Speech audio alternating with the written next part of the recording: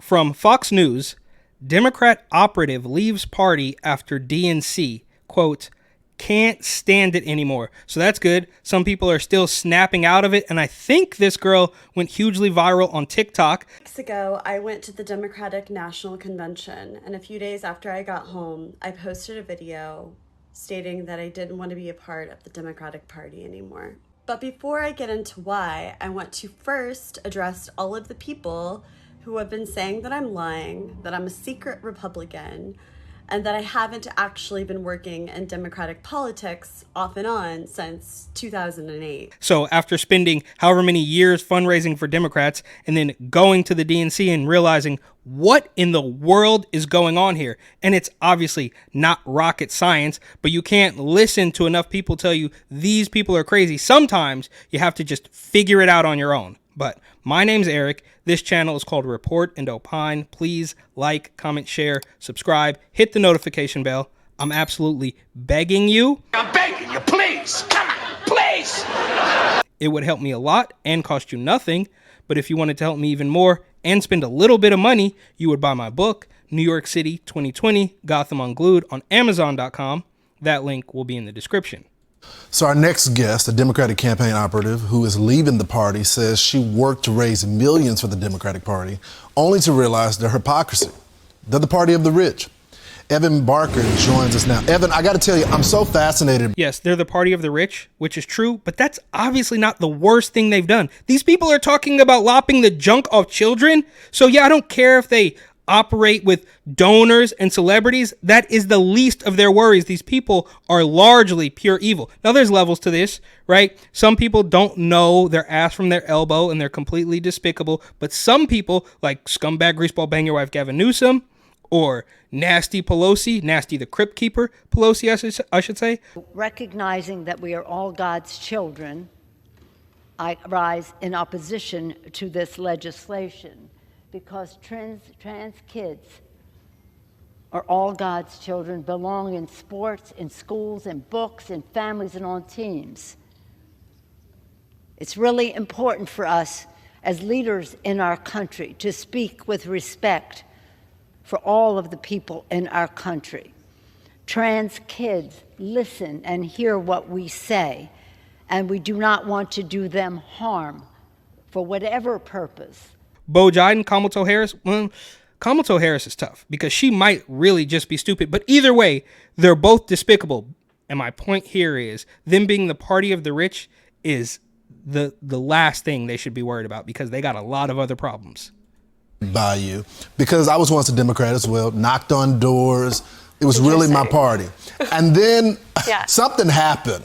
I'm curious, what was the main thing that caused you to just say, I'm done?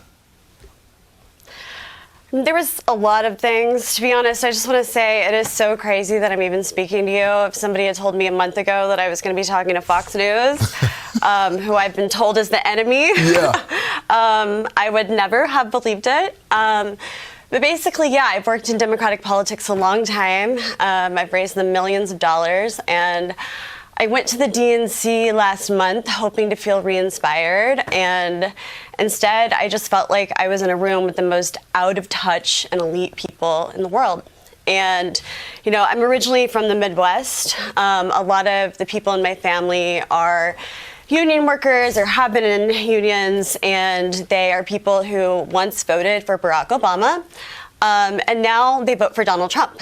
And for a long time, I did not understand why. And after raising money for Democrats and just being in these circles, I have realized that the donors control the party. Oh, yeah.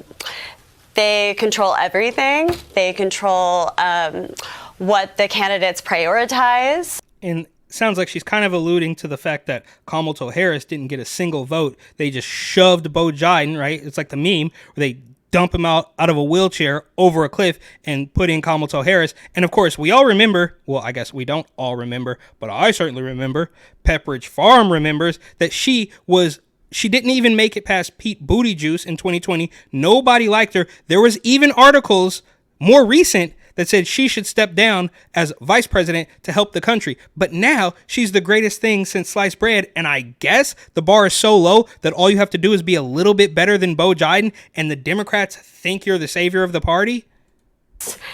And I know that Republicans also have this issue too, but Democrats are much bigger hypocrites about it. And so I think what it comes down to is just the hypocrisy and the fact that I don't recognize this party anymore.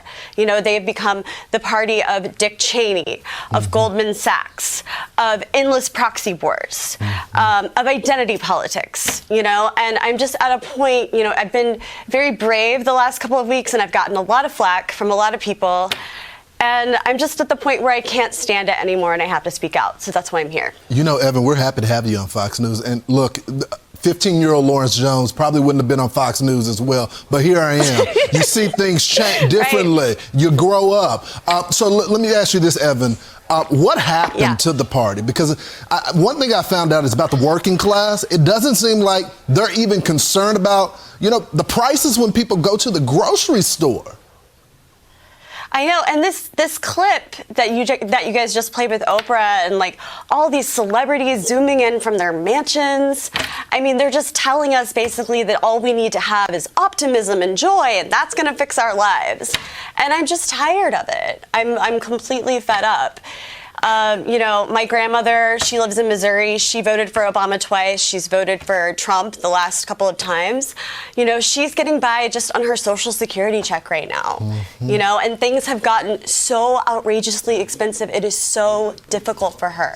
You know, I want to see the Democratic Party talk about what they're going to do for my grandmother, not just have a bunch of celebrities fly in and tell us all to be joyful and optimistic. They try to steal the joy from this country. They try and steal the joy. But you know what? You know what?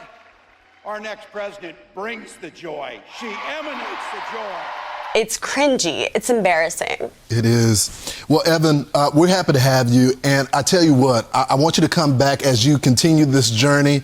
And I'm curious, as this campaign goes along, I mean, we're only like 46 days away from election, who you're going to vote for. We'll bring you back on as you go through this journey.